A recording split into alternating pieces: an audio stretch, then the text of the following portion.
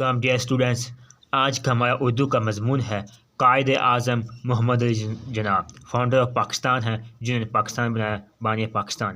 قائد اعظم محمد علی جناح رحمۃ اللہ علیہ 25 دسمبر 1876 کو کراچی میں پیدا ہوئے۔ آپ رحمۃ اللہ علیہ کے والد کا نام پونجا جناح تھا۔ آپ نے ابتدائی تعلیم کراچی میں حاصل کی اور اعلیٰ تعلیم حاصل کرنے کے لیے انگلستان چلے گئے۔ اعلیٰ تعلیم حاصل کرنے کے بعد وطن واپس آ کر آپ نے وکالت شروع کر دی۔ اس وقت ہندوستان پر انگریزوں کی حکومت تھی۔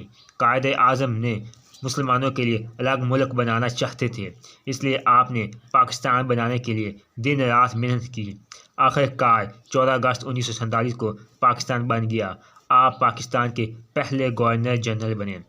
پاکستان آپ کی انتھک محنت اور کوششوں کا نتیجہ ہے۔ آپ کو پاکستان کا بانی کہا جاتا ہے۔ سخت محنت کرنے کی وجہ سے آپ بیمار ہو گئے، کیونکہ زیادہ کام کرنے کی وجہ سے آپ کی صحت پر بہت برا اثر پڑا۔ آپ 11 ستمبر 1948 کو اس دار فانی سے کوچ کر گئے۔ آپ کا مزار کراچی میں ہے۔ آپ کی زندگی میں ان کا سب سے بڑا کارنامہ ایک علیحدہ ریاست حاصل کرنا۔ آپ ہمیشہ سے مسلمانوں کے لیے خیر خواہ تھے اور ان کے لیے ایک الگ ریاست چاہتے تھے۔ بالآخر آپ نے اپنے کچھ ساتھیوں سے مل کر اور اپنی انتھک